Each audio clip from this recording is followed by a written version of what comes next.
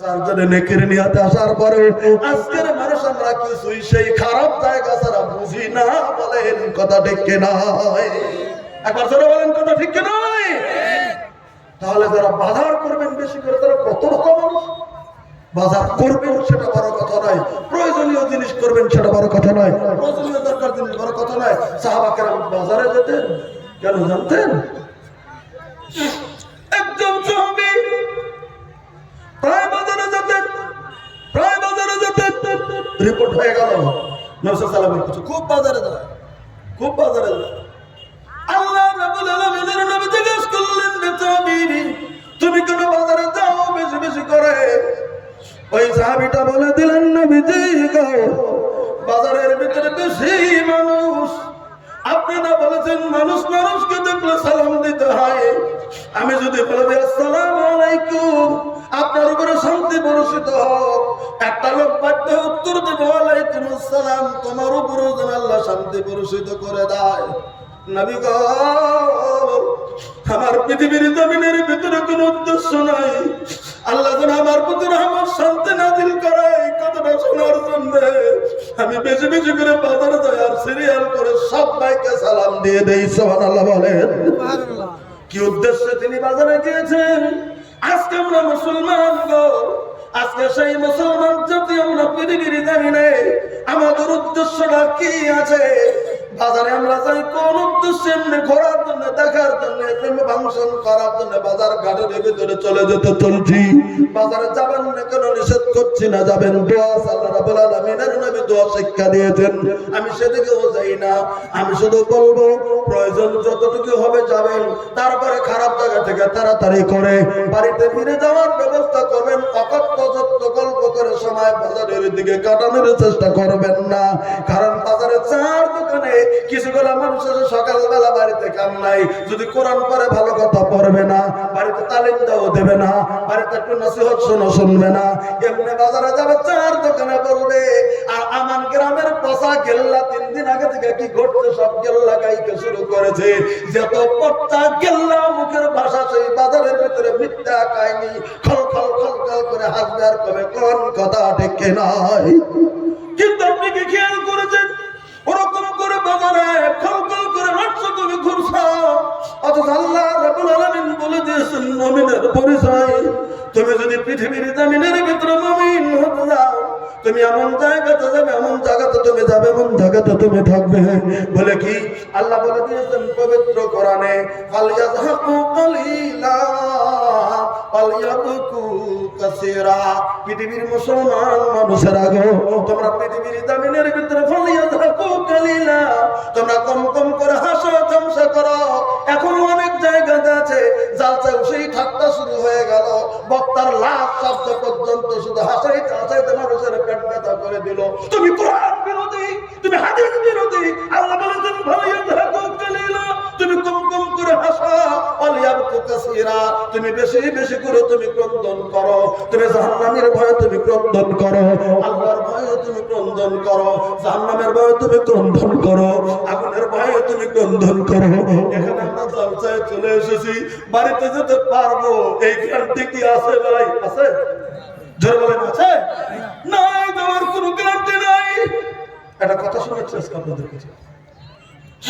আজ থেকে মনে হয় 12-13 বছর আগে, 13-14 বছর হবে, তখন আসামে খুব ঘন ঘন জালসা করতাম আমি।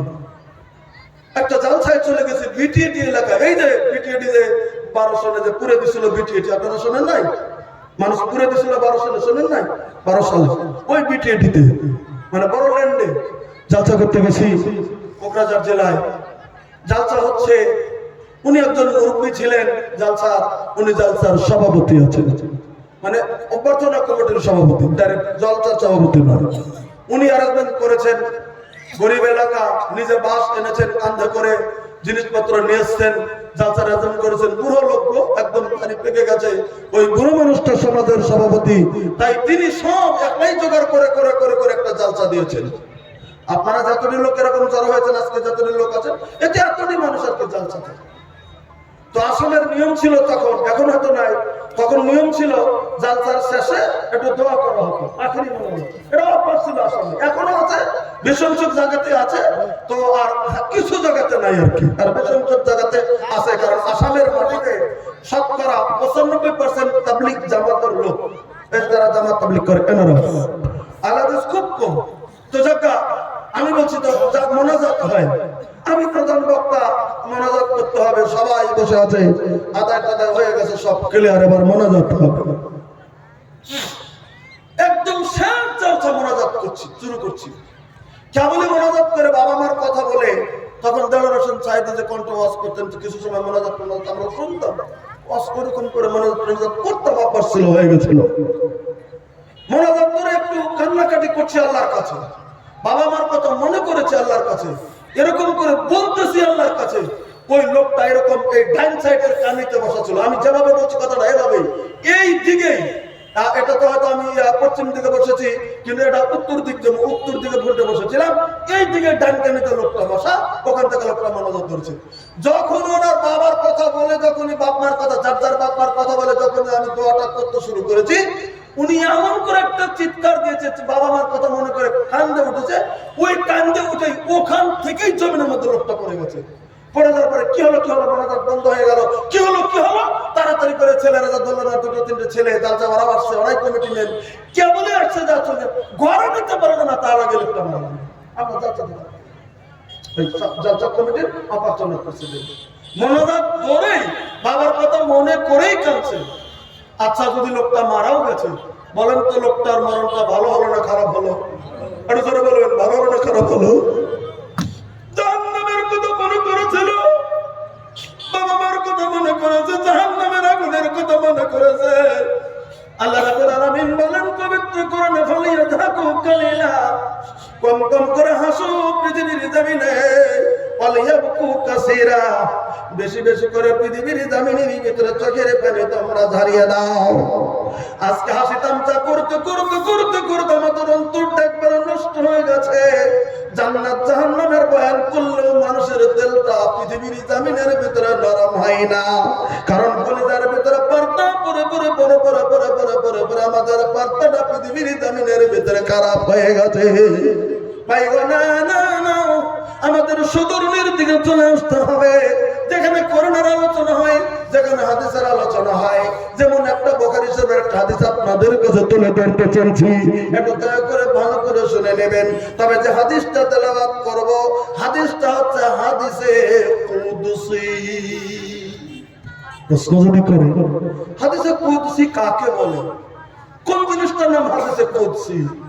আমার ভাইরা, এখানে রেকর্ড হচ্ছে, ভালো করে শুনে নেন, পরবর্তীতেও শুনে নিতে পারবেন। হাদিসে কুদসি কোন জিনিসটার নাম? হাদিসে কুদসি হলো পৃথিবীর জমিনে বিভিন্ন রকমের হাদিস আল্লাহ রাব্বুল আলামিনের নবী থেকে চলে এসেছে। তার মানে আল্লাহ রাব্বুল আলামিনের নবীজির জীবনে যেগুলি হযরত জিবরিল গো বাইতুল ইজ্জা, এই যে প্রথম আসমান বাইতুল ইজ্জা থেকে ডাইরেক্ট ওহিয়ে মাতলু আল্লাহর নবীর উপরে নিয়ে যেটা দিয়েছেন, সেটা হয়ে গেছে পবিত্র কোরআনে কারীমের 114টি সূরা। ওহিয়ে মাতলু 14টি সূরা, আর ওহিয়ে গায়র মাতলু যেটা ডাইরেক্ট জিবরিল এনে দেয়নি, আল্লাহ রাব্বুল আলামিন আমার নবীর অন্তরে উদয় করে দিয়েছেন। তাই নবী বলেছেন, ওগুলি পৃথিবীর জমিনে হচ্ছে ওহিয়ে গায়র মাতলু, আর সেগুলি নবীর জীবনে হয়ে গেছে হাদিস। এই হাদিসগুলো নেবেন, শুনে নেন, বুঝে নেবেন, ভালো করে বুঝতে পারবেন, অসুবিধা নেই। আল্লাহ রাব্বুল আলামিনের নবী তার জিন্দেগিতে যেগুলি মুখ দিয়ে কথাগুলি বলেছেন, নবীর মুখ দিয়ে যে কথাটা বেরিয়ে গেছেন পৃথিবীর জমিনে, আল্লাহর নবীর ইন্তেকাল পর্যন্ত নবীর মুখ দিয়ে বের হওয়া সমস্ত কথাগুলি হচ্ছে হাদিসে কাউলি। আল্লাহ রাব্বুল আলামিনের নবীর জীবনে মুখটা কথা বলেননি, একটা কাজ করে দেখিয়ে দিয়েছেন নবী। ওই হাদিসটা হাদিসে ফেলি। আল্লাহ রাব্বুল আলামিনের নবীর মোকাবেলাতে সাহাবা کرام একটা কাজ স্টার্ট করে দিল, নবী হুকুমও দেননি, নবী দেখলেন, নিষেধ করলেন না। ওই হাদিসটার নাম হাদিসে তাকরিরি। এরা হাদিসে কাউলি, হাদিসে ফেলি, হাদিসে তাকরিরি চলে গেল। এবার আসুন হাদিসে কুদসি। কথাটা ডাইরেক্ট আল্লাহর, কিন্তু কিন্তু কোরআন নয়, আল্লাহর কথাটা ডাইরেক্ট নবীর মধ্যে প্লাস করেছেন আল্লাহ, কথাটা ডাইরেক্ট আল্লাহ কিন্তু প্লাস করেছেন নবীর মধ্যে। ওই কথাটার নাম হলো হাদিসে কুদসি। এবার আপনাদের কাছে আমি একটা হাদিসে কুদসি বুখারী শরীফ থেকে তেলাওয়াত করে শোনাইতে চাইছি। আল্লাহ রাব্বুল আলামিনের নবী বলেন, আল্লাহ তাআলা বলেন, এবার আল্লাহ কি বলেন কথাটা শুনে নেন। আল্লাহ রাব্বুল আলামিন বলেন, আনা ইনদা যান আবদি বি।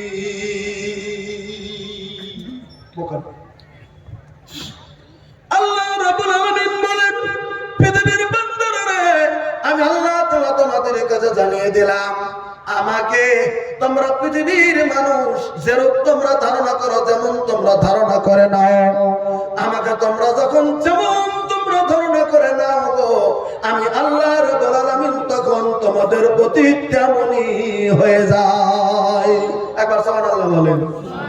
আল্লাহকে আমরা যেমন ধারণা করব, আল্লাহ আমাদের প্রতি তেমনই হয়ে যাবেন। কথা মুরাদ কি এবার শুনুন। ব্যাখ্যার ভিতরে লেখা দেবো, হাদিসের ব্যাখ্যা। হাদিসের ব্যাখ্যাতে লেখা হলো, যেমন আল্লাহ রাব্বুল আলামিনের সাথে নাম আল্লাহ। আমরা তা জানি, আমরা সবাই মক্তব পড়েছি, মক্তবে বাগদাদি কায়দা পড়েছি। সেখানে দেখবেন আল্লাহ রাব্বুল আলামিনের 99টা নাম দেওয়া আছে। ইয়া আল্লাহ, ইয়া রহমান, ইয়া রহিম, ইয়া মালিক, ইয়া কুদ্দুস, এরকম খালিক নাম দাও। আল্লাহ রাব্বুল আলামিনের 99টা নাম দেওয়া আছে ওই কায়দার ভিতরে। হাদিসের ভিতরে শব্দগুলি রয়েছে।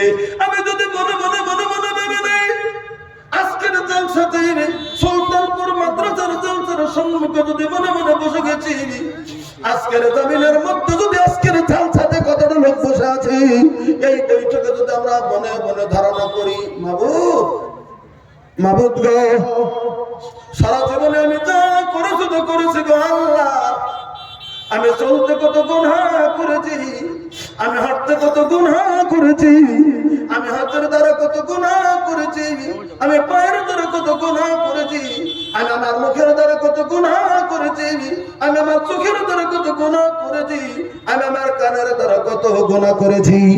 মাবুদ গো, যত গুনাহ করি না কেন গো আল্লাহ, আজকে সুলতানপুরের মাটিতে তোমার দিনের কোরআনের কথা শোনার জন্য, তোমার হাবিবের হাদিসের কথা শোনার জন্য আজকে জালসার মধ্যে বসে গেছি আল্লাহ।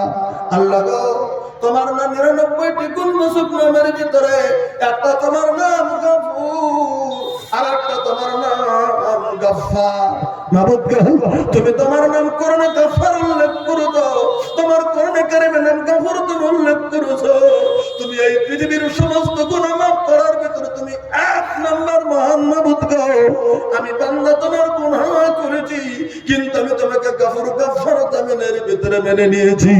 মাবুদ গো, আজকে জালসার ভিতরে চলে এসেছি গো আল্লাহ, আমি তোমার কাছে বলতে শুরু করে দিলাম, তোমার গফুর গফফার ধারণা করে নিলাম গো আল্লাহ, তোমার কাছে জীবনের সমস্ত গুণাগুলি তোমার কাছে মাফ চেয়ে আজকের জালসাতে তোমার কাছে আমি সারেন্ডার পত্র জমা করে দিলাম। মাবুদ গো, তুমি আজকে থেকে আমাদের জীবনের সমস্ত গুনাহ তুমি মাফ করে দাও আল্লাহ, কাল থেকে অন্যায়ের ভিতরে যাব না। আমি তোমার কাছে মাবুদ ওয়াদা দিই, আজকে তোমাকে গফফার গফুর আমি মেনে নিলাম গো আল্লাহ। সত্যিকার এই বলে ধারণা করে আজকের জালসাতে গফুর গফফার মেনে নিয়ে যদি মাবুদের কাছে যদি আপনার করা যায়, আল্লাহ রাব্বুল আলামিন বলেন, আমার বান্দা যদি আমাকে গফুর গফফার বান্দা করে নিয়ে আমার কাছে যদি মাফ চায় গো, আমি আল্লাহ রাব্বুল আলামিন ওই বান্দাকে আমি তখন জীবনের গুনাহ মাফ করে দেব। একবার সুবহানাল্লাহ বলেন। আমার ভাইরা, আমরা মাফ চাইতে পারি না আল্লাহর কাছে, আমরা মাফ চাইতে পারি আল্লাহ রাব্বুল আলামিনের কাছে, কারণ আমরা বান্দা, আমাদের স্বভাব হলো জমিনের ভিতরে গুনাহ করাটা, আমাদের স্বভাবে পরিণত হয়ে গেছে। তবে মাফ চাইতে হবে মহান প্রভুর কাছে, সব সময় মাফ চেয়ে চলতে হবে, কারণ কোন সময় মরে যায় গো বলার মতো শক্তি আমাদের জমিনের ভিতরে নাই। কার কতদিন হায়াত এই জমিনের ভিতরে রাব্বুল আলামিন রেখে দিয়েছেন আপনারা নিজের নজর করে দেখেন। আপনাদের গ্রামের কত মুরব্বী কাছ থেকে 10 বছর আগে দেখেছেন, ওই মুরব্বী গুলির নাই, পৃথিবীর জমিন থেকে মুরব্বীরা ইন্তেকাল করে কবরে শায়িত হয়ে গেছে। এমন অনেক মুরব্বী চলে গেছে, বলেন কথা ঠিক কিনা? এই তো ওই বিলাসপুরের কাছাকাছি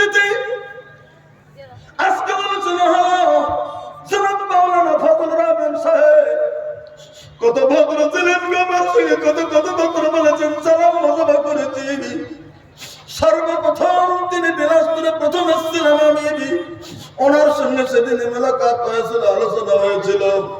কত ভদ্র মানুষকে জমিনের ভিতরে ছিলেন, আপনারা দেখেছেন কত দালচার সভাপতি করেছেন উনি, কিন্তু আজকে নাই গো। উনি আজকে কবরের ভিতরে শায়িত হয়ে আছে, দেখার মতো ক্ষমতা নাই গো কবরের ভিতরে কি অবস্থা আছে। ওনার থেকে অনেক বৃদ্ধ মানুষ জমিনের ভিতরে আছে, কিন্তু উনি জমিনের ভিতরে বেঁচে নাই। বলেন কথা ঠিক না? কে কতদিন বাঁচবো বলার মতো ক্ষমতা পৃথিবীর জমিনের ভিতরে নাই। ওনার জন্য দোয়া করি, আল্লাহ তুমি ওনার জীবনের গুনাহ কথা মাফ করে কবরের দরজাটা জান্নাতের দরজার সঙ্গে মিলিয়ে দাও। আমিন বলেন। আমার ভাইরা, একদিন আমি আপনি চলে যাব গো, কিন্তু সেদিন চলে যাব সেদিন বুঝা আসবে। তাই বাংলা কবি স্পষ্টকরণ করে বলে দিয়েছে, সেদিন তুমি বুঝবে রে, কিন্তু বুঝলেও সেদিন তোমার বোঝাটা সেদিন কোনো কাজে আসবে না, যেদিন মালাকুল মাউত তোমাকে জমিনের ভিতরে ধরবে। আপনারা জানেন কবি বলেছেন, মরণেরই কথা বান্দা, মরণেরই কথা বান্দা স্মরণ করলি না, আজরাইল হে ধরলে রে বান্দা কৈফত চলবে না। শোনেন না এই কথাটা? কবি গজল গাইনি, বাংলাদেশ থেকে রেডিওতে খুব গাইছে, ভালো করে বুঝে নেবেন। মরণেরই কথা বান্দা স্মরণ করলি না, আজরাইল হে ধরলে রে বান্দা কৈফত চলবে না। সে তো নামে আজরাইল,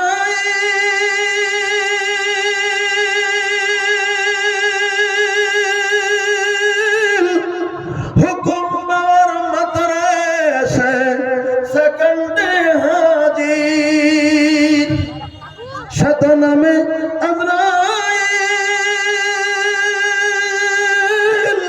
হুকুম পাওয়ার মাত্রে সে সেকেন্ডে হাজির। আরে এক সেকেন্ডে পঞ্চমাত্মা, এক সেকেন্ডে পঞ্চমাত্মা করে নাই বাহির, বান্দা স্মরণ করলি না। মরণেরই কথা বান্দা স্মরণ করলি না, আজরাইল হে ধরলে রে বান্দা কৈফত চলবে না। আর একটা পর শত নামে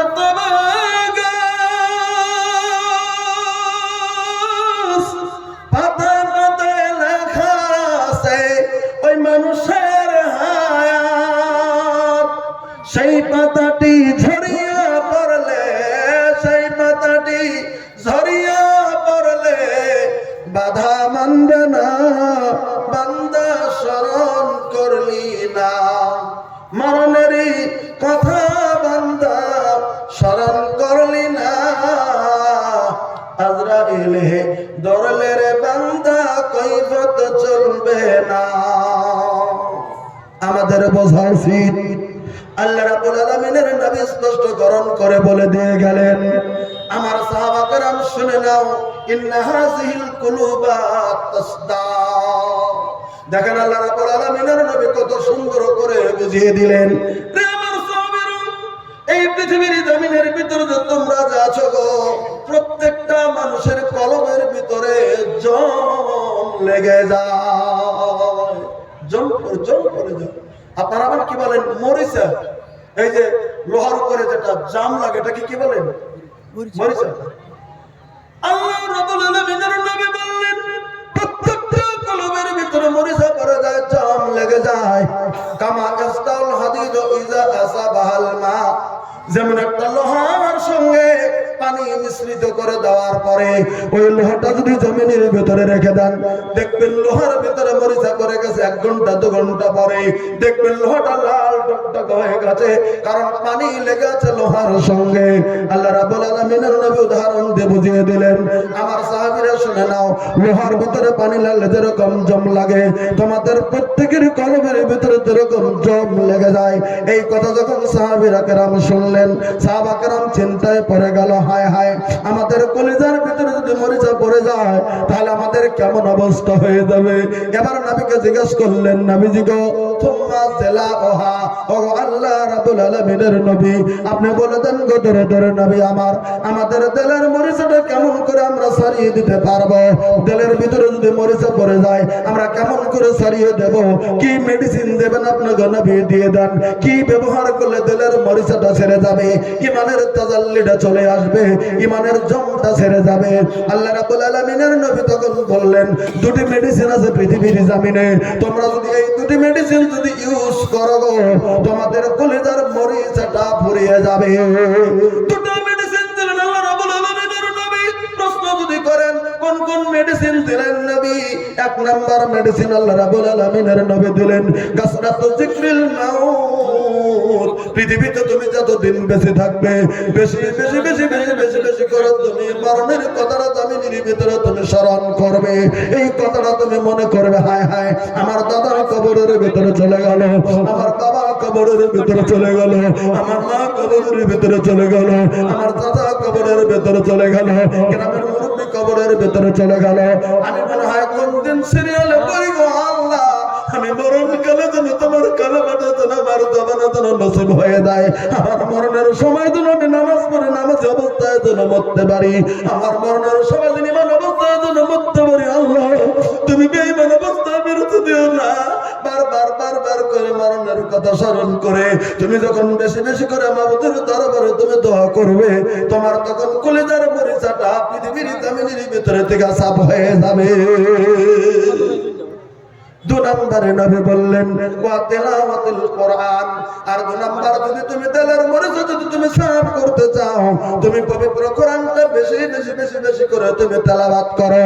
সকালে কোরআন তেলাওয়াত করো, পারলে দুপুরে একটু তুমি তেলাওয়াত করো, পারলে রাত্রে বিছানার শোয়ার সময় তুমি তেলাওয়াত করো। তুমি যদি কোরআন তেলাওয়াত করে দাও, আল্লাহ রাব্বুল আলামিন কোরআন তেলাওয়াতের উসিলাতে তোমার দিলের মরিচাটা আল্লাহ তাআলা হটিয়ে দেবে। একবার সুবহানাল্লাহ বলেন। আপনারা কোরআন তেলাওয়াত জানেন না এরকম মানুষ অনেক আছে না ভাই? যেমন কোরআন নিজে পড়তেই পারে না দেখে দেখে, এরকম দু চারজন আছে না ভাই? আমরা আছে না ভাই? দু চারজন আছে। তাহলে জীবনে কোরআন খতম কেমন করে দেবেন? আমার জীবনের আফসোস রয়ে গেছে যারা কোরআন পড়া জানে না, তারা কোরআন কেমন করে খতম দেবে গো? কোন কাম করলে তারা কোরআনের খতম হবে? সহিহ হাদিসের ভিতরে বয়ান আছে আল্লাহ রাব্বুল আলামিনের নবী একদিন বললেন সাহাবীরা শুনে নাও, তোমরা যখন বিছানায় রাত্রিতে শুয়ে যাবে গো, এক কোরআন খতম করে তোমরা বিছানায় শুয়ে যাও। সাহাবীরা তরজ হয়ে গেল, আল্লাহ রাব্বুল আলামিনের নবী আমরা বিছানায় যেতে চলে এক কোরআন শরীফ খতম কেমন করে করে শুইব গো নবী? আল্লাহ রাব্বুল আলামিনের নবী তখন বুঝিয়ে দিলেন, সাহাবীরা তোমরা কি জানো না সূরা ইখলাসটা কোরআনের 3 ভাগের 1 ভাগ। তোমরা যদি বিছানায় শোয়ার সময় সূরা ইখলাস কুলহুর সূরাটা যদি 3 বার যদি তুমি বিসমিল্লাহ সহকারে যদি তুমি তেলাওয়াত করো গো, তোমার আমলনামার ভিতরে এক কোরআন খতমের নেকি আল্লাহ তাআলা দান করে দেবে। সুবহানাল্লাহ কবেন না? কুল সূরা না জানো না মানুষ কি পৃথিবীতে আছে মুসলমানের মধ্যে? জোরে বলেন আছে কি? ছোট্ট ছোট্ট বাচ্চারাও কুলহুর সূরা তেলাওয়াত করে, ছোট্ট ছোট্ট বাচ্চারাও মক্তবে কুলহুর সূরা তেলাওয়াত করে।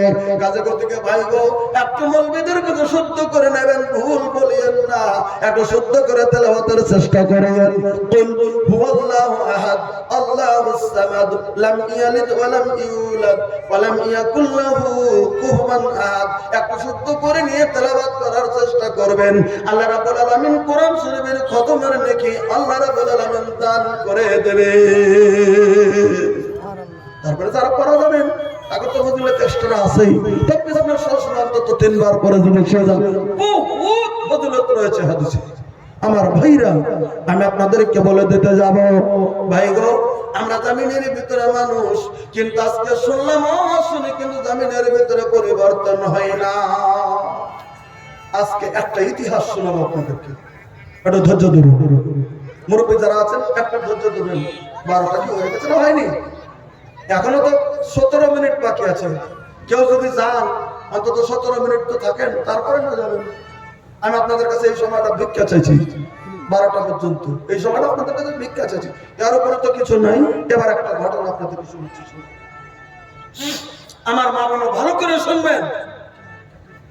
আজকের জমিনের ভিতরে আমরা মুসলমান, পৃথিবীর জমিনে এত শোনার পরেও পৃথিবীর জমিনের ভিতরে পরিবর্তন হয় না। আল্লাহ রাব্বুল আলামিনের নবীর জামানার সময়ে মানুষ কেমন করে বিশ্ব নবীর কথার মূল্যায়ন পৃথিবীর জমিনের ভিতরে করেছেন, একটা মহিলার ইতিহাস আমি আপনাদের কাছে আলোচনা করতে চাই। একটা মহিলা যার নাম হলো পৃথিবীর জমিনের ভিতরে ওই যুগের বিশ্ব কবির ভিতরে একজন কবি ছিল, তার নাম হলো হযরতে খানসা রাদিয়াল্লাহু তাআলা আনহা। কেউ বলেছেন উর্দুতে খনাসা আর এমনি বাংলাতে বা আরবিতে খানসা। ভালো করে বুঝলেন হযরতে খানসা রাদিয়াল্লাহু তাআলা আনহা।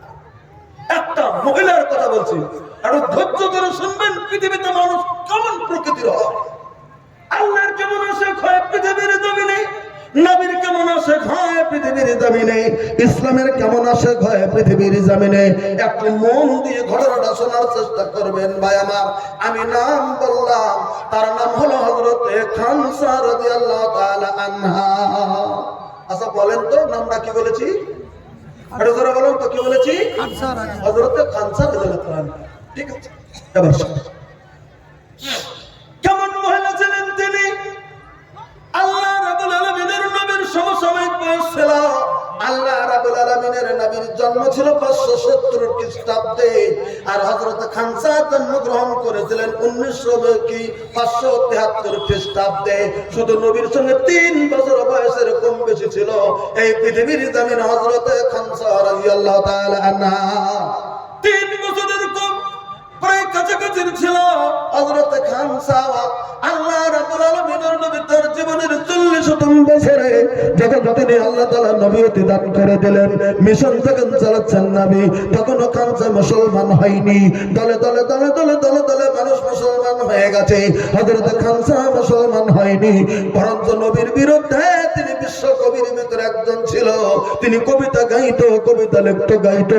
হযরত খানসা তাই বিশ্ব নবীর বিরুদ্ধে, ইসলামের বিরুদ্ধে অনেক কবিতা গেয়েছিল, কারণ তখন তিনি পৃথিবীর জমিনের ভিতরে ইসলাম গ্রহণ করে নাই। তাই অনেক কবিতা গেছে ইসলামের বিরুদ্ধে হযরত খানসা। কিন্তু তিনি বুঝতে বুঝতে বুঝতে বুঝতে এমন সময় চলে এসেছেন, আমাদের বিশ্ব নবীজি 632 খ্রিস্টাব্দে আল্লাহ রাব্বুল আলামিনের নবী পৃথিবীর জমিন থেকে ইন্তেকাল করেছেন। ভালো করে কথাটা বুঝে নেবেন আমার কথাটা।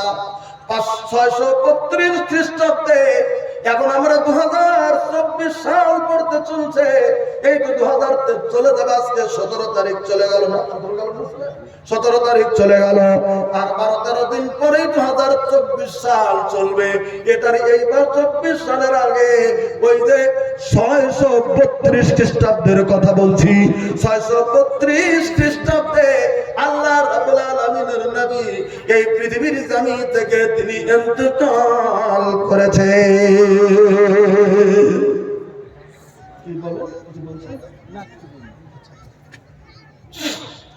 কত খ্রিস্টাব্দে ইন্তেকাল করেছেন জোরে বলেন, মনে রাখার জন্য বলছি।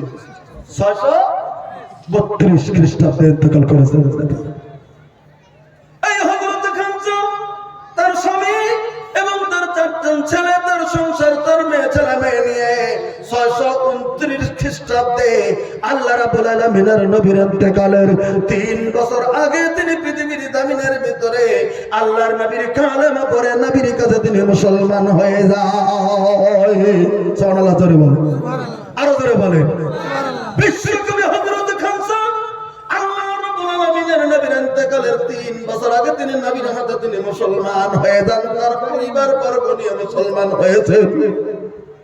মুসলমান হওয়ার পরে ইমানের তাজাল্লি, ওই যুগের শিক্ষিত নারী হযরত খানসা আল্লাহ রাব্বুল আলামিনের নবী সাল্লাল্লাহু আলাইহি ওয়াসাল্লামের সঙ্গে সঙ্গে দিনের মেহনতের কাজ চালিয়ে যেতেন ওই মহিলাটি। শুধু তাই নয়, নবীকে যদি কেউ গাল মারত সঙ্গে সঙ্গে তার জবাব হযরত খানসা কবিতার দ্বারা ওই মুহূর্তে দিয়ে দিয়েছিল। মাইগা মাইগা, এই হযরত খানসা আল্লাহ রাব্বুল আলামিনের নবীর হুকুমগুলির মান্যতা দিয়ে চলল। 3 বছর পরে আল্লাহ রাব্বুল আলামিনের নবী ইন্তেকাল করলেন। আল্লাহর নবী ইন্তেকালের পরে গোটা মুসলিম জাহানের খলিফা হয়েছিলেন হযরত আবু বকর সিদ্দিক রাদিয়াল্লাহু তাআলা আনহু। বলেন কথা ঠিক কি নয়? হযরত আবু বকর সিদ্দিক রাদিয়াল্লাহু তাআলা আনহু 2 বছর খলিফা থাকার পরে 1234 খ্রিস্টাব্দে তিনি ইন্তেকাল করলেন। তখন খলিফাতুল মুসলিমের দায়িত্ব নিলেন আল্লাহর নবীর সাহাবী হযরত ওমর ফারুক রাদিয়াল্লাহু তাআলা আনহু। 634 খ্রিস্টাব্দে আবু বকর সিদ্দিক রাদিয়াল্লাহু তাআলা ইন্তেকাল করলেন আর সারা মুসলিম জাহানের বাদশাহ খলিফা হয়ে গেলেন হযরত ওমর ফারুক রাদিয়াল্লাহু তাআলা। এই জন্য কথাটা আমি ক্লিয়ার করে নিয়ে আসছি, আপনাদেরকে অজ্ঞাত শোনাতে চাইছি। আমার ভাইরা, আল্লাহ রাব্বুল আলামিনের নবীর যুগে ইসলাম অনেক যুদ্ধ বিগ্রহ জমিনের ভিতরে হয়েছে। হযরত আবু বকর সিদ্দিক রাদিয়াল্লাহু তাআলা জামানত হয়েছে আর হযরত ওমর ফারুক রাদিয়াল্লাহু তাআলার খেলাফতের কালে অজস্র যুদ্ধ হয়েছে জমিনের ভিতরে। ভাই গো, এবার হযরত ওমরের 2 বছর শাসনকাল যাওয়ার পরে 636 খ্রিস্টাব্দে রোমানদের সঙ্গে একটা যুদ্ধ হলো, বিরাট বড় যুদ্ধ। ওই যুদ্ধটার নাম ছিল কাদসিয়ার যুদ্ধ। খেয়াল রাখবেন, কাদসিয়ার যুদ্ধ নামটা মনে রাখবেন, মুরব্বী যারা আছেন তারা বিশেষ করে। কাদসিয়ার যুদ্ধ হয়েছিল, যে যুদ্ধের ভিতরে বিরোধী পক্ষের 30,000 সৈন্য কাতল হয়েছিল। খেয়াল করবেন তাহলে কত বড় যুদ্ধ হয়েছিল। 30,000 জন একটা যুদ্ধ হয়েছিল বিরুদ্ধে। কাদসিয়ার যুদ্ধ হয়েছিল ভাই আমার গো। তখন খলিফাতুল মুসলিমিন হযরত ওমর তিনি মদিনাতুল মুনাওয়ারাতে এলান দিয়ে দিয়েছিলেন, বলে কি রে আমার সাহাবা কেরাম রে, এবার তো বিশ্ব নবী জমিনের ভিতরে বেঁচে নাই, হযরত আবু বকর নাই জমিনে, আমি হযরত ওমর ফারুক রাদিয়াল্লাহু তাআলা খলিফাতুল মুসলিমিন, আমি হযরত ওমর খলিফা তাদেরকে বলছি আল্লাহ রাব্বুল আলামিনের দ্বীনকে জমিনের ভিতরে কায়েম করার জন্য আমার নির্দেশ মেনে তোরা চলবি। কাদসিয়ার মাটিতে চলে যেতে হবে, কারণ সেখানে যুদ্ধ হবে, তোমাদের রেডি হও, তাদের দেশ রক্ষার্থে তাদের সঙ্গে যুদ্ধে লিপ্ত হয়ে যেতে হবে। আমার ভাইরা গো, এই ঘোষণা যখন হযরত ওমর ফারুক রাদিয়াল্লাহু তাআলা দিয়ে দিলেন, সঙ্গে সঙ্গে মুসলমানেরা হযরত ওমরের ঘোষণাতে ঝাঁপিয়ে পড়লেন। ঝাঁপিয়ে পড়ে যেতে শুরু করে দিলেন।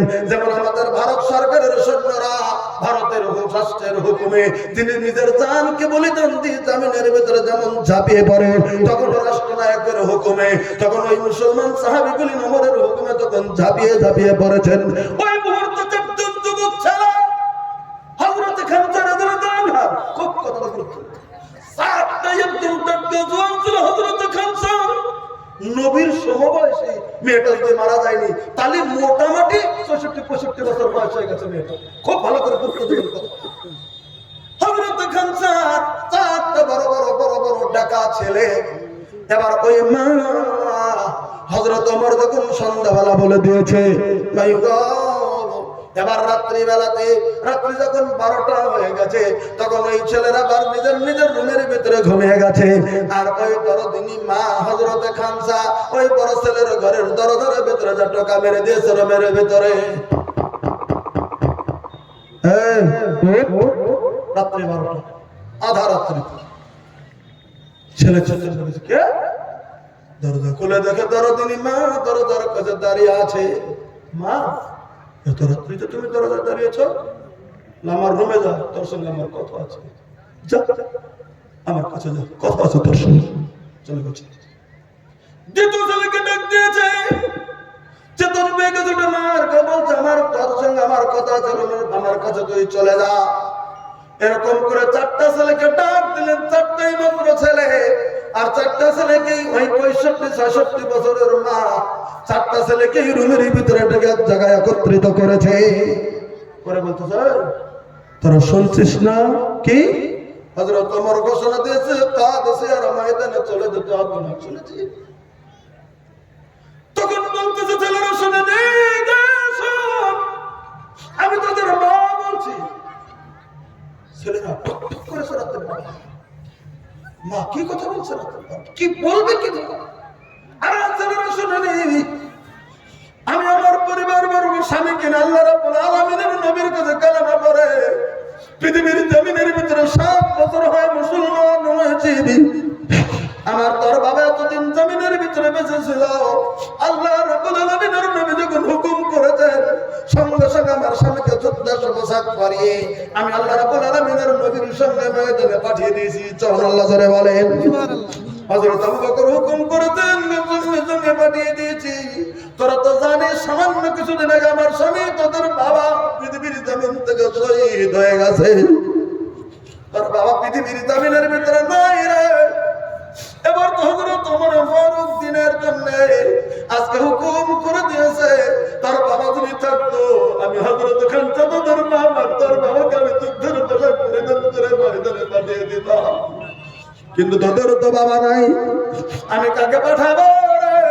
ওরে চার ছেলে রে, আমি তার মা তোদের চারজনকে হুকুম করছি কালকে তোরা সকালে যাবি, নিয়াত করে যাবি পৃথিবীর জমিনের ভিতরে যেন তিনটা জমিনের ভিতরে যেন উৎঘাটন হয়ে যায়, যেন বেঁচে যায়। আমি তোদেরকে মহামানবের মতো দেখতে চাই পৃথিবীর জমিনে রে। এই ছেলের এটাই হচ্ছে আমার তোদের উপর আমার হুকুমটা তোদের কাছে জারি করে দিলাম। আমার মা বোন কথাটা বুঝি আপনারা আমার ভাষা বুঝেন তাহলে একটু চিন্তা করে দেখেন। আপনার মতো মা একটা মা, তার নাম হযরত খানসা, কি বললেন? চারটা ছেলে কানাকানি করে বলে দিলেন, এই বুঝেছিস মা কোন কথা বলতে চাইছে? বুঝছিস মা কোন কথা বলতে চাইছে? চারটা ছেলে মনে মনে মনে মনে মনে মনে সিদ্ধান্ত করেছে আমার মা চাইছে যুদ্ধের ময়দান থেকে যেন ঘুরে না আসি, যুদ্ধের ময়দানে যেন যুদ্ধ করতে করতে যেন শহীদ হয়ে যায়। মা চাইছে শহীদের মা হওয়ার জন্য, এটা মা চাইছে তাই নিজের যুদ্ধের মতো সিদ্ধান্ত নিল আগামীকাল যাব, মার কথাটা জামিনের ভিতরে ফেলে দেবো না, আমি অবকই করার জন্য আমল করার চেষ্টা করব। এই করে চারটা রুমের ভিতরে থেকে তিনি পণ্যময় এমন করে মনস্কামনা করে তারা রেডি হয়ে চলে গেল। সকালবেলা ময়দানে যায় কেমন করে দিনের কথা মনে করে, নবীর কথা মনে করে, সাহাবীদের কথা মনে করে, আল্লাহর দ্বীনের কথা মনে করে, কোরআনের কথা মনে করে এমন করে ময়দানের ভিতরে ঝাঁপিয়ে পড়েছে নিজের জানকে বিসর্জন দিতে তারা দিতে করেনি। একের পর এক ভিতরে ঢুকতে মারতে শত্রুর আঘাত থেকে ওই ময়দানের ভিতরে হযরত খানসার চারটা ছেলেই জমিনের ভিতরে শহীদ হয়ে যায়। কটা ছেলে শহীদ হলো? ধরে বলেন কটা? চারটা ছেলে তোরই শহীদ হয়ে গেছে। যুদ্ধের ময়দানে মুসলমান সৈন্যদের জয় হয়ে গেল, এরা চারজন শহীদ হয়ে গেল, আর অন্যান্য সাহাবীরা শহীদ হয়েছে। তবে যুদ্ধের ময়দানে মুসলিমের জয় হলো। যুদ্ধের ময়দান থেকে যখন যুবক গুলিন যখন মদিনার দিকে ফিরছে জয়ের পরে, দরদিনী মা ৬৬ বছর বয়সের মা কলিজার ভিতরে নিজের ছেলেদের কথা বারবার করে মনে পড়ে যুদ্ধের জমিনের ভিতরে বলে দিয়েছে। দরদিনী মা শুধু লক্ষ্য করে আছে কোন সময় মুসলিম সৈন্যদের কাছে যুদ্ধের খবরটা নিতে পারবো, জিতেছে না হেরে গিয়েছে, কিতাব খুলন দাঁড়িয়ে যাবে এমন করে আছে। ওই যুদ্ধের পরে তারা ঘুরে চলে আসতেছে। যারা হযরত খানসা রাদিয়াল্লাহু আনহু ছেলেদেরকে বদ্ধভূমিতে তাদেরকে শহীদ অবস্থায় রক্ত অবস্থায় দেখে চলে আসছিল।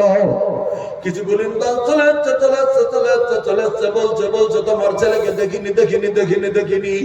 একজন গ্রুপ চলে এসেছে হযরত খানসার কাছে, বলতেছে কি রে খবর কি তোরা বল। তখন বলে দিয়েছে খানসা রাদিয়াল্লাহু আনহু তুমি শুনে রাখো বলে কি আমরা পৃথিবীর জমিনের ভিতরে যুদ্ধে জয়লাভ করেছি। জোরে বলেন সুবহানাল্লাহ। আমরা যুদ্ধে জয়লাভ করেছি গো, কিন্তু তোমাকে আর ছুপিয়ে রাখবো না। আমরা নিজে চোখে দেখেছি তোমার চারটা ছেলেই ময়দানের ভিতরে শহীদ হয়ে গেছে। ওই মুহূর্তে হযরত খানসা কিতাবের ভিতরে লেখেন একটা শব্দ উচ্চারণ করেছিলেন সুবহানাল্লাহ আলহামদুলিল্লাহ। মাবুদকে যে তোমার তারিফ করব গো আল্লাহ তারিফ করে বলে বলতেছ তোরা কি খবর দিলি? আমার ছেলের শহীদের খবরটা দিলি, ঠিক আছে, তবে একটা কথা নিয়ে তোরা ভালো করে আমার কথা শুনেনি। আজকে জামিনের ভিতরে আমার চার ছেলে শহীদ হয়ে গেছে, তবে আমার খুশ খবর এটাই যে তোরা ময়দানের ভিতরে তোরা হেরে যাসনি, তোরা জিতে এসেছিস। জোরে সুবহানাল্লাহ বলেন। আজকে যদি জমিনের ভিতরে আমার 4 ছেলের মতো হাজার ছেলে বেঁচে থেকে যদি তোরা যুদ্ধের ময়দানে হেরে যেতি, আমার কলিতে টুকরো টুকরো হয়ে যেত পৃথিবীর জমিনে। কিন্তু আমার 4 ছেলে শহীদ হতে আমার কোনো দুঃখ নাই, কারণ তোরা ময়দানের ভিতরে দিন ইসলামের জন্য তোরা জিতে ঘুরে এসেছি। তাই সুবহানাল্লাহ আলহামদুলিল্লাহ করে বললেন, আল্লাহ গো, তুমি আমাকে 4টা বাচ্চার শহীদের মা তুমি আমাকে করেছো, আমি তোমার কাছে গর্ব করি। আল্লাহ, তুমি আমাকে 4 শহীদের মা জামিনের ভিতরে তুমি আমাকে রেখে দিয়েছ। আমার বলার উদ্দেশ্য হলো, আজকের জমিনের ভিতরে সেরকম তো যুদ্ধ আমরা করবো না, তো আমাদের জিহাদ করতে হবে। কিসের দিকে? নিজের নফসের দিকে। জমিনের ভিতরে জিহাদের ময়দানে নেমে যেতে হবে। বলে যত শরীয়তের অন্যায় কাজ সেখানে আমি যাব না, শরীয়তের অন্যায়ের ভিতরে লিপ্ত হব না, মদ ভাঙের ভিতরে আমরা লিপ্ত হব না, গাঁজা ভাঙের ভিতরে লিপ্ত হব না, জুয়া টাসের ভিতরে লিপ্ত হব না, সুদ ঘুষের ভিতরে লিপ্ত হব না, ইমান জমিনের ভিতরে বাঁচিয়ে দেব, মিথ্যার উপরে লিপ্ত হব না, অবৈধ ব্যবসা বাণিজ্যের উপরে যোগ দেব না। পৃথিবীর জমিনের ভিতরে এই মুহূর্তে ইমান বাঁচিয়ে আমাকে চলার জন্য এতটুকু দিলের জিহাদ চালিয়ে জমিনের ভিতরে ইমানটা রেখে পৃথিবীর জন্য আমাদেরকে চলে যেতে হবে। তাদের ছেলেগুলিকে যুদ্ধের ময়দানে দিয়েছিল, আমাদের ছেলেদেরকে যুদ্ধের ময়দানে দেওয়ার কোনো দরকার নাই। বর্তমান দেশের সরকার আছে, কাজীপতিকে দিন আমাদের কোনো চিন্তার দরকার নাই। আমাদের একটাই চিন্তা জমিনের ভিতরে, যে আমরা নিজের নফসকে পরিবর্তন করে ইমানি জাজবার দিকে আমাদেরকে নিয়ে আসতে হবে। এই জাজবা জমিনের ভিতরে আমাদেরকে রেখে দিতে হবে। যেটা করলে ইমান বাঁচবে, সেটা জমিনের ভিতরে ইমান বাঁচে জমিনের ভিতরে চলে যেতে হবে। আমার ভাইরা, তারাও তো মুসলমান ছিল, আমরাও জমিনের ভিতরে মুসলমান। ওদের কথা বলছে, তারা কি প্রকৃতি ছিল, আজকে আমরা কি প্রকৃতি। আল্লাহ তাআলা আমাদেরকে ইমানের জাজবা নিয়ে এই পৃথিবীর জমিনে বেঁচে থাকার তৌফিক দিক। জোরে করে আমিন বলেন। আমার মুরব্বীরা, আর 10টা মিনিট সময় আপনাদের কাছে বলছি, আর 10টা মিনিট সময়। আপনারা টোটাল 10 টাকা ফেল করে দিলেন। এখন ডাকবো না কিছু কারো চলবে না, কোনটা করবে? হ্যাঁ, একটু কথা হলো এই, আমি আপনাদের কাছে আর 10 মিনিট সময় চাইছি। ব্যাপারটা হচ্ছে যে একটু দয়া করে এই মুহূর্তে মাদ্রাসার খাতিরে যাচ্ছা, আমি আপনাদেরকে জুলুম দেব না, আপনাদেরকে খুব জুলুম দেওয়া তা দেব না। আজকের বইটাকে সর্বপ্রথম আপনাদের কাছ থেকে আর 10টা মিনিট আপনারা না দিলেন কেন? এটা ফয়সালার কথা বলছি, ফতোয়ার কথা বলছি। আপনারা কেউ দিলেন না, না দিলেন। কিন্তু যদি বসে থাকেন, আপনার টাকা যদি একটা লোক মন খুলে 500 টাকা দিল, আপনি বসে থাকলেন, জালসাটা নষ্ট করলেন না। আচ্ছা 1 ঘন্টা থেকেছি, আর 10টা মিনিট সময় বলবো, এটা মনে করে যদি বসে থাকেন, উঠে গেলে তো মানুষ দেখে আপনার দেখা থেকে আরো যাবে, আর 5 জন যাবে, একটা নষ্ট হলো, মাদ্রাসার 2-4 হাজার টাকা হবে না। কিন্তু আপনি যদি একটু বসে থাকেন, যদি হয়ে আপনার পকেটে না 1 টাকাও না দিলেন, 15টা মিনিট সময় আপনি ভিক্ষা দেন, বাস হয়ে গেল। আল্লাহ এর জন্য আপনাকে যাজা খায়ের দান করবে। একটা লোকের কাছে আমি বলবো, বাবা মার কথা মনে করে আজকের জমিনে ইনশাআল্লাহ 500,000 2,000 যার বাবা নাই, আল্লাহর কাছে দোয়া করে দেব, আল্লাহ যেন তার বাবার জীবনের গুনাহ মাফ করে দেন। এই সুলতানপুর এই মাদ্রাসার জন্য আজকের জমিনে 500 টাকা দেওয়ালা দেখি সর্বপ্রথম একটা লোক, 1000 টাকা দেওয়ালা একটা লোক, জাযাকাল্লাহ হায়াকাল্লাহ।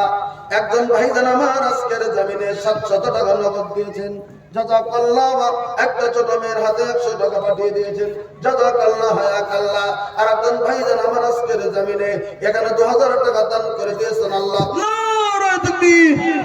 ভাই আপনি বসেন, এই ছোট ভাই আপনি বসুন, তোমার দেখা দেখি দেবে তো একটু 5টা মিনিট বসে, নষ্ট করে না সবাই। তোমাদের কাছে তো আমি একটু কি চাইছি, একটু বসেন, আর 5টা মিনিট বসেন। আপনাদের না উঠে গেলে দেবে কিছু লোক, এটা গেলে দিতে দেন, তারপরে যাবে ইনশাআল্লাহ। জাযাকাল্লাহ হায়াকাল্লাহ। একজন বড় ভাই আমার 500 টাকা দিয়েছে, আর একজন মুরব্বি 500 টাকা দিয়েছে। এক ভাইজানের নাম লেখেন, দান করে দেবে। আরো 1000 টাকা তিনি দিয়েছেন, আর একজন ভাইজান 500 টাকা দিয়েছেন। আর একজন বড় ভাইজান আমার আজকের জমিনের ভিতরে আল্লাহ গো, উনি 3000 টাকা দিয়েছেন, জাযাকাল্লাহ হায়াকাল্লাহ। আর একজন ভাইজান আমার আজকের জমিনে, উনি ইনশাআল্লাহ আজকের জমিনের ভিতরে 3000 টাকা দান করেছেন, জাযাকাল্লাহ হায়াকাল্লাহ। আল্লাহ বাবার মালিকা মালিকা।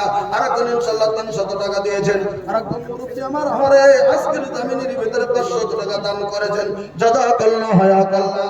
আর একজন ভাই 100 টাকা দিয়েছেন। নারায়ে নারে তাকবীর জাযাকাল্লাহু খায়রাল্লাহ আল্লাহ বারিক আলাইকা মালিকা আল্লাহ তুমি দানকে কবুল মঞ্জুর করো এই যে লোকগুলি না একটু দয়া করে আসবেন মুস্তাফিজুর রহমান সাহেব তাইমুর রহমান সাহেব তাইমুর ডক্টর সাহেব সাইফুদ্দিন সাহেব আর সাদাগার সাহেব সাব্বির মিস্ত্রি জাহাঙ্গীর বুলবুল সফিউল ইসলাম না সফিউল ইসলাম শফিকুল ইসলাম আতাউর রহমান সাহেব রফিকুল ইসলাম সাহেব আজাদ হোসেন সাহেব আরফান ইরফান আলী সাহেব আরো তাহিরউদ্দিন সাহেব জিল্লুর রহমান সাহেব